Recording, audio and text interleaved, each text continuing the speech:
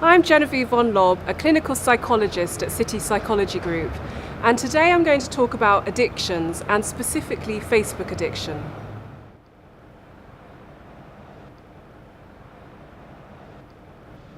Social networking tools such as Facebook have become such an accepted and integral part of our daily lives that it's often difficult to distinguish between when it's a healthy and enjoyable activity and when it's become a problem or an addiction. So what is an addiction? Well, we can make the distinction between a substance addiction, such as drugs and alcohol, and a behavioural addiction, such as shopping, computer gaming, gambling, pornography, Facebook, or even quite ordinary activities such as eating and exercise.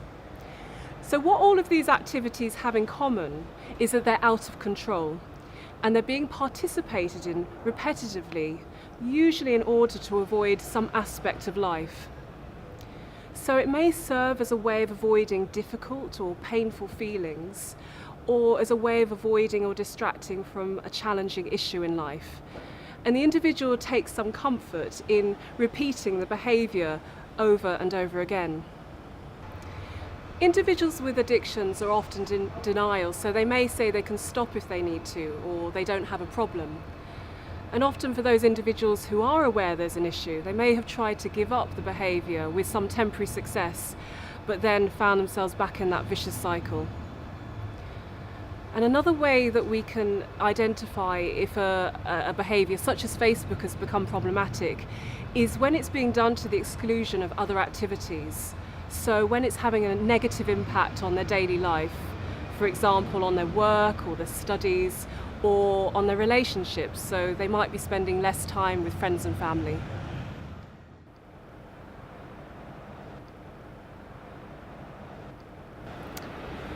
Social information is intrinsically rewarding to people.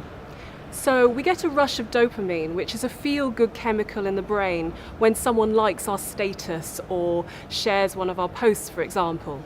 So this is why we log into Facebook and refresh our page over and over again in order to see what new statuses people have posted. Because we're literally addicted to the new information that's being fed to us, and also the validation that comes when someone likes or comments on one of our posts or photos. But the effects of this are short-lived, because what happens in the brain is that the more dopamine that's released, the more the receptors become saturated, so that over time they lose their sensitivity. So then we need to release more dopamine in order to achieve the same effects. So it's like with any addiction, we need to find bigger and better hits in order to achieve the same effects. So with Facebook, this would mean we'd be spending more time on it, we'd be searching for more information, more gossip, and more appreciation and validation. Another significantly attractive thing about Facebook is that it promises connections with other people. So it fulfills one of our basic social needs, which is to belong. And we are social creatures and we need relationships in order to flourish. But unfortunately, social media doesn't always fulfill the promise of helping us feel like we belong and that we've connected. Because even though we're interacting with other people online, because the experience often lacks real social connection and empathy, we can often be left feeling isolated or disconnected, particularly when our other real relationships are suffering.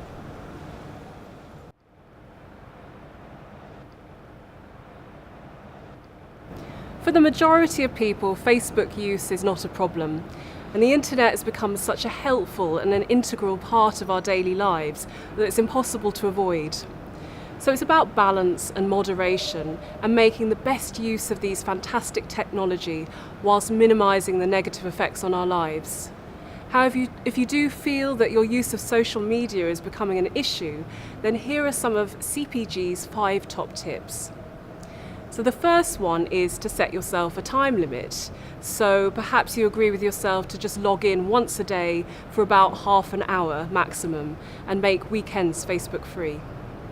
Number 2, so question what you're doing on Facebook and if you're enjoying it.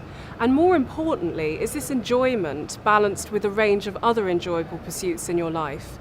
Or are you just a passive user who's scanning other people's posts and comparing yourselves with them and feeling that your life lacks fulfillment? Number 3, question how Facebook improves your personal and your professional life. And if it makes it easier, make a list of all those points to clarify it and remove some of the negativity and the trivia. Number 4, switch from using Facebook as a substitute for friendships offline to using it as a way to energize and synergize the real life friendships that you already do have. And number 5, if you can, just take a break from Facebook. Put away your smartphone and your iPad and go out for a meal without worrying that you have to take a photo of it, or take a walk without feeling that you need to update your status and tell people where you are. Catch up with friends and family, take up that hobby, or do some exercise. And most importantly, savor the surroundings, the sights and the sounds around you, and connect with your friends and family and be in the present moment.